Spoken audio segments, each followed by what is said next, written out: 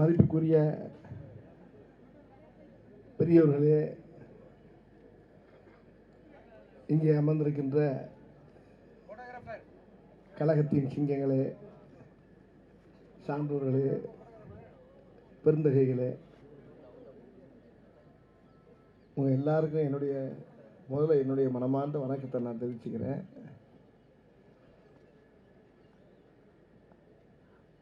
அண்ணன் தனசேகரன் அவருக்கு நன்றி சொல்லிக்கிறேன். எனக்கு அவர் ரொம்ப ஒரு நெருங்கிய அண்ணன் அவர். அதாவது இந்த இடத்துல ஒரு முக்கியமான விஷயத்தை நான் முதல்ல சொல்லிக்கிறேன். முதல்ல தமிழக முதலமைச்சர் ஐயா ஸ்டாலின் அவர்களுக்கு முதல்ல எல்லாருமா சேர்ந்து முதல்ல ஒரு பெரிய வணக்கத்தை நம்ம சொல்லணும். ஏன்னா எந்த கவர்மெண்ட் வந்தாலும் சரிங்க, சுகாதாரத்துறைக்குன்னு இப்படி ஒரு அமைச்சர் இனிமேல் கிடைக்கவே மாட்டாங்க. மா சுப்பிரமணியன் மாதிரி ஒரு அழகான ஒரு மனிதரை அவர் எப்படி தேர்ந்தெடுத்தாருன்னு எனக்கு தெரியல. நான் ஒரு நாள் இவர்கிட்ட தனிப்பட்ட முறையில் சொன்னேன், அண்ணே இந்த பதவியை வச்சு நீங்களே உங்களை வச்சு தான் அந்த பதவிக்கே பெருமையாக இருக்குண்ணே அப்படின்னு. காரணம் என்ன, மருத்துவ சுகாதாரத்துறைக்கு அமைச்சர். ஆனால் மருத்துவத்துக்கு மட்டும் ஒரு அமைச்சர் கிடையாதுங்க, இயற்கை சூழலுக்கெல்லாம் மொத்தமாக அமைச்சராக இருக்காருங்க இவர். அண்ணன் இப்போ இந்த குறும்படம் போட்டு காட்டினாங்க. இந்த படத்தில் இருந்து மனசு எனக்கு கொஞ்ச நேரம் அப்படியே மூச்சு நின்று அப்புறமா வருது. அவ்வளோ விஷயங்கள். மரங்கிறது ஒரு மரம் சாஞ்சாலும் சரி, ஒரு மரம் ஒடிஞ்சாலும் சரி, அது ஒரு மாதா சாகிற மாதிரி பார்க்குறாரு பார்த்தீங்களா, அதுதான் அவர்கிட்ட ஒரு சிறிய சிறப்பு. நான் கேள்விப்பட்டேன், பெரியவங்ககிட்ட எல்லாம் சொல்லுவாங்க, எனக்கு ரொம்ப பெரியவங்க சொல்லுவாங்க, இப்போ கிராமங்களெல்லாம் ஒரு மரம் வச்சுட்டு அதை சாமியாக கும்பிடுவான். அதில் ஒரு மஞ்சள் துணியை கட்டி ஒரு மரம் வளர்த்தாவே அது தெய்வத்துக்கு சமமாக மாரியத்தா காளியத்தாக்கிட்டு சாமியாக கும்பிடுவாங்க அந்த மரத்தை. அதோடைய அருமை என்னங்கிறது எனக்கு இப்போ தான் தெரியுது. நானும் என்னுடைய தோட்டத்தில் நிறையா மரங்கள் வளர்க்குறேன், யாருக்கும் தெரியாது. ரொம்ப இடத்துல மரம் நட்டுருக்கேன். ஆனால் இன்றைக்கி அண்ணன் எனக்கு இந்த வாய்ப்பை கொடுத்ததுக்கு முதல்ல அவருக்கு கோடான கோடிய நன்றி நான் தெரிவிச்சுக்கிறேன். ரொம்ப நெஞ்சுக்கு நெகிழ்ச்சியாக இருக்கு எனக்கு. ஒருத்தர் சொன்னார், எனக்கு ஒரு பெரிய ஒரு டாக்டர் சொன்னார் எனக்கு, வடிவேலு, மனிதனுடைய உடம்புல என்னோட நிறையா சொல்லிட்டாங்க அவர் அண்ணன் பெரியவங்களாம் சொன்னாங்க. அதை விட மா சுப்பிரமணியனை பெரிய பாடமே நடத்திட்டார். அவர் மேடை பேச்சு பேசலை, அவர் ஒரு வாத்தியார் மாதிரி ஒரு பாடமே நடத்தினார் பாருங்க. அதை கேட்டுக்கிட்டே இருக்கலாம் போல எனக்கு ஆசையாக இருந்துச்சு. ஒரு இடத்துல கூட நெடி இல்லாமல் அவர் பேசின அந்த அழகான ஒவ்வொரு விஷயங்களும் உலகம் பூரா நம்ம பரப்பணும். அதை நம்ம தமிழ்நாடு பூரா பரப்புனா போதும். அதாவது ஒரு டாக்டர் சொன்னார் என்கிட்ட, உடம்புல இருக்க நுரையீரல் பார்த்தீங்களா, அது சுவாசத்தை நம்மளுக்கு வாங்கிட்டு, சுவாச காற்றை நம்மளுக்கு வாங்கி தரக்கூடியது ஒரு நுரையீரல். அதே மாதிரி இந்த பூமி பந்துக்கு சுவாசத்தை வாங்கி தரது மரம் தானா. இந்த மரத்தை வெட்டுறது ஒன்று, தன்னுடைய நுரையீரலை தன் கையால் வெட்டுறது ஒன்று அப்படின்னாரு என்கிட்ட. நான் படிப்பறிவு இல்லை, எனக்கு அனுபவப்பிடிப்பு தான் நிறையா இருக்குது. நிறைய கிளவியை கதை கேட்பேன், தாத்தா பாட்டிலாம் உட்காந்து கதை கேட்டுட்டு அது நிறைய வாங்கிக்கிடுவேன். ஒரு பழைய நடிகராக இருந்தாலும் அவங்க தான் சொல்லுவாங்க. இப்படி பூரா சொல் புத்தி, எனக்கு சுய புத்தி கிடையாது. பெரியவங்ககிட்டலாம் நிறைய பேசி நிறைய விஷயங்கள் நான் தெரிஞ்சுக்கிறேன். அப்படி சொல்லும்போது இந்த மரத்துக்கு எவ்வளோ மரியாதை இருக்குங்கிறத அவர் சொல்லும்போது அப்படியே நான் ரொம்ப நெகிழ்ந்துட்டேன். இப்போ கூட வரும்போது நான் ஒரு விஷயம் சொன்னாங்க, இந்த ரோடுகளில் வர்றப்போ இவ்வளவு கெட்ட காற்று, காரில் ஒரு தொழிற்சாலையாக இருக்கட்டும், ஒரு லாரியாக இருக்கட்டும், பஸ் எல்லா காற்று ஆட்டோவிலேருந்து எல்லாம் இந்த கெட்ட காற்று வருது. அந்த காற்றை பூரா அந்த மரம் தான் வாங்கிக்கிறாங்க. வாங்கிக்கிட்டு அது நல்ல காற்றை நம்மளுக்கு கொடுக்குது. இது யாரும் உணர்ந்தா? இப்போ இவர் அண்ணன் மாதிரி நிறைய பேர் இதெல்லாம் புரிஞ்சுக்கிட்டு நம்ம நிறைய விஷயங்களை மக்களுக்கு தெரியப்படுத்தணும். உண்மையிலே இந்த சைதாப்பேட்டை மக்கள் ரொம்ப புண்ணியம் பண்ணுவாங்க எல்லாரும். இவர் மாதிரி ஒவ்வொரு ஏரியாவுக்கும் ஒவ்வொரு ஊருக்கும் ஒரு 2 பேரை தள்ளி விட்டீங்கன்னா நாங்கள் வாட்டி அங்கேருந்து சொல்கிற வேலையை கேட்டு நாங்களும் மரத்தை நட்டுக்கிட்டு இருப்போம். மரத்தை இங்கே நட விடுறாங்க இவங்க. அந்த பக்கத்து வீட்டிலேருந்து ஒரு மரம் இங்கே நீட்டிக்கிட்டாவே என்ன ஓ மரம் இங்கே வந்து நீட்டிக்கிட்டு இருக்கு அப்படிங்கிறான். என்ன செய்யுங்கிற என்ன செய்யுது மரம் பக்கத்து வந்து நம்மளுக்கு நீட்டிக்கிட்டா அந்த நிழல் நம்ம வீட்டில் விழுதுன்னு அவன் நினைக்கவே மாட்டேங்கிறான். மரத்தை வெற்றியா இல்லை ஒன்றே வெட்ட வாங்குறான். 2 நிமிஷம் 2 நாளைக்கு சண்டை போடுறாங்க, 3 நாள் இவங்க வெட்டிக்கிறாங்க, மரம் அப்படியே இருக்கு. குலக்கேசாயி எஃப்ஐஆர் போது இவனும் ஜெயிலில் இருக்கான், அவனும் ஜெயிலில் இருக்கான். ஆக அந்த மரத்தை நேசிக்க மாட்டேங்கிறான். அந்த மரத்தை வச்சு பூரா ஒரே 7.5 8 ஒரே கேஸு. அப்புறம் இன்னொன்று சொல்கிறான், மரத்தை வெட்டியாச்சு. அந்த மரத்தை வெட்டினதுக்கு முன்னால் இவன் வீட்டுக்குள்ளே ஒரு ஓரமாக பாத்ரூம் போடுறான். நீட்டிக்கு இந்த மரத்தை வெட்டிட்டான், பாத்ரூம் போடுறான், ஓ வேறு உள்ள வருது அப்படிங்கிறான். அவன் ஐயோ மொத்தத்துக்கு நம்ம வீடே இடிக்க வச்சுருவான் போட்டிருக்கேன். அவனை படாத பாடுபடுத்தான். இந்த மாதிரிலாம் மண்டக்கரையெல்லாம் நிறையா இருக்காங்க நாட்டில். அவங்க படுத்துகிற பாடலாம் இங்கே பார்க்கல. நீ ரூல்ஸ் பேசுவான், சட்டமே அவனுக்கு தெரியாது, சட்டமும் தெரியாது, விட்டமும் தெரியாது. ஆனால் அவன் பேசுகிற பேச்சை பார்த்தீங்கன்னா மரம் என்ன வயிற்றுக்கு இங்கே வந்து நீட்டிக்கிட்டு இருக்குது. மரம்ரா, அந்த மரத்தை பற்றி அவர் சொன்னார் பாருங்க, மரத்தை அவனை கேவலமாக பேசுவான். அதே நேரத்தில் பார்த்தீங்கன்னா இன்னொரு பாருங்க, அவன் நீட்டிக்கிட்டு இருக்க மரத்தை வந்து மாமரமாக இருக்கட்டும் கொய்யா மரமாக பேசாமல் இருக்கான். பேசாமல் இருந்துட்டு என்ன செய்வான், அங்கேருந்து மாடியிலேருந்து இவனை பார்ப்பான். இந்த மாதிரி விழுகிற பழத்தை பூரா இங்கே பார்த்துக்கிட்டு தான் இருக்கேன். நாங்கள் உக்கால 2 ஆட்டையை போட்டாலும் எங்களுக்கு தெரிஞ்சு போவோம். எது இருந்தாலும் எண்ணிட்டு எனக்கு கொடுத்துரு, உனக்கு கொஞ்சோண்டு தரேன். அந்த மரத்தை கூட கனியாக இருந்துச்சுன்னா எங்களுக்கு தெரியும், எங்களுக்கு போத்தாலும் மிச்சம். நாங்கள் சத்தம் இல்லாமல் இப்போ எங்கள் ஊரே நடக்குது.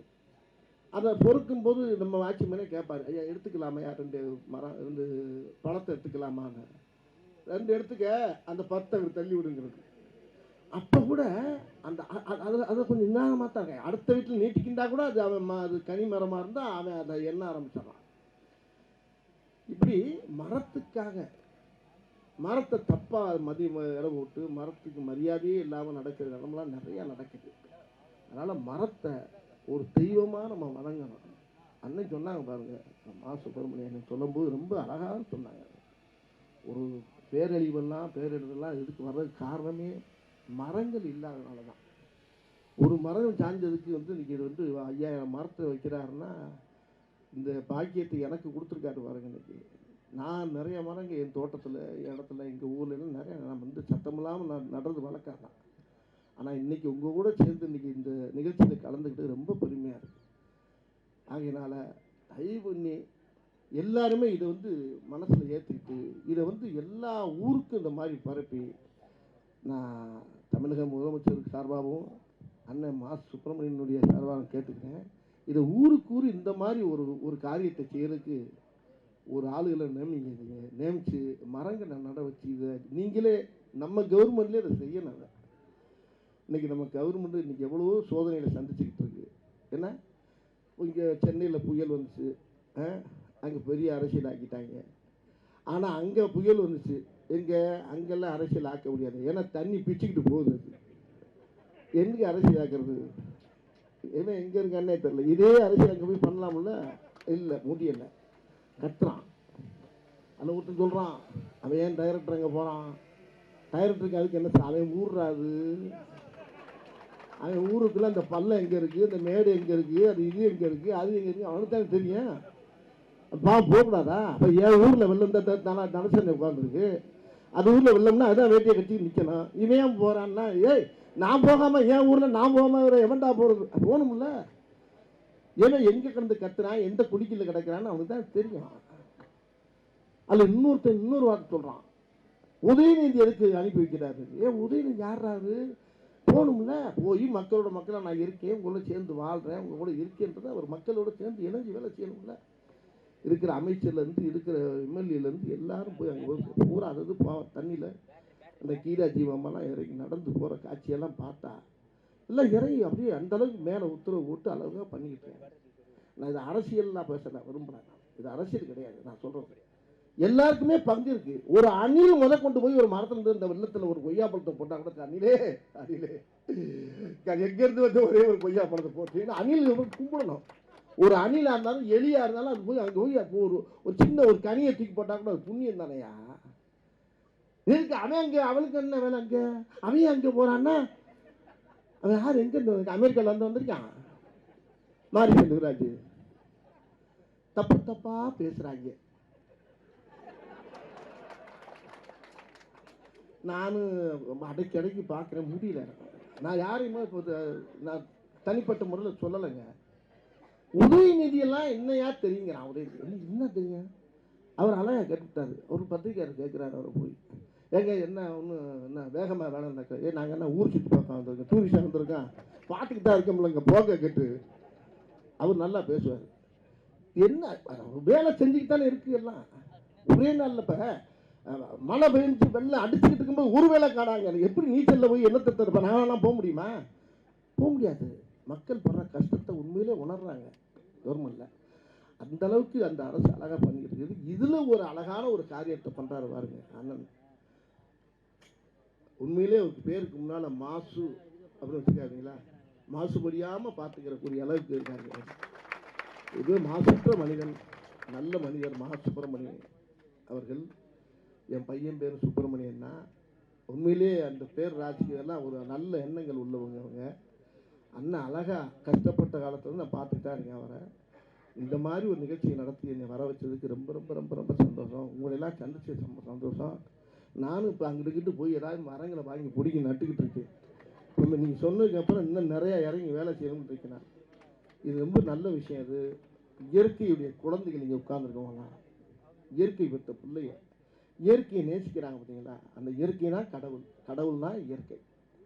அதனால் இதெல்லாம் இயற்கை சமாச்சாரம். ஒரு மரம் வளர்ந்து பார்க்கும்போது அப்படியே நம்ம கண்ணுக்கு அப்படியே கண்ணில் தனியாக வரும். என் கூட ஒருத்தர் இருக்கார், ரூபன் சங்கர்னு ஒருத்தர் இருக்கார். அவர் தங்கச்சி இறந்து போச்சு. அவர் இறந்தவொடனே ஒரு மரம் தங்கச்சி மரம்னு சொல்லி என் ஆஃபீஸ் வாசலில் கொண்டாந்து ஊட்டுட்டாங்க. அந்த மரம் அந்த தெருவையே மறிச்சு அப்படியே அவ்வளோ உயரமாக நிற்கிது. அதில் ஒரு கொப்பு ஒன்று கிராஸாக போச்சு. ஒருத்தர் வந்தார் மாநகராட்சி வந்து, அண்ணே இதை வெட்டலாமான்னாரு. என்னைய வெட்டு, இதையே வெட்டுற, அது நல்லா தானே போய்கிட்டு இருக்கு மேலே. ஐயோ இருக்கட்டும் இல்லை வர்றேன். நல்லா இருக்குது அந்த மரம். அதில் கொய்யா மரமும் இருக்குது, எல்லா மரமும் இருக்குது. ரோட்டில் விழுகும் போகிறவங்கலாம் பிறக்கி இருக்கு சாப்பிட்டு போவாங்க. இப்படி நல்ல காரியத்துக்கும் பயன்படுறது, நிழல் தருது, நம்மளுக்கு ஆக்சிஜன் தருது. அதனால் இந்த மர விஷயத்தில் எல்லா பேருமே ஒருமித்த கருத்தோடு இருந்து இது பூரா நம்ம தமிழ்நாடு பூரா நம்ம பரப்பணுங்க. இதுக்கு நீங்கள் ஏற்பாடு பண்ணுங்க. இது என்னைய கூட தலைவராக போடுங்க, நான் போய் வேலைக்கு. இன்னொரு பேச்சுக்கு சொன்னேன். அதனால உங்களெல்லாம் சந்திச்ச சந்தோஷம்.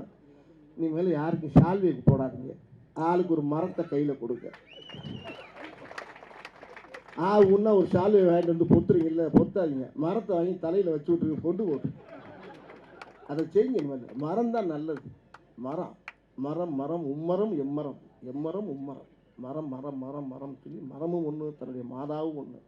மரத்தை வளர்த்தா அந்த பூமிக்கு நல்லது, பூமி தாய்க்கு நல்லது, இந்த பூமி பந்துக்கு நல்லது.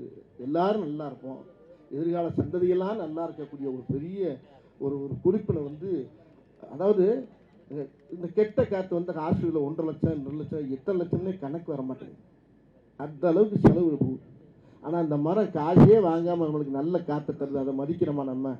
தயவுன்னு எல்லாரும் மரத்தை மதித்து இந்த மாதிரி மரம் நடுறதுக்கு எல்லாரும் உலகம் பூரா பரப்புங்க. வாழ்த்துக்கள். நன்றி.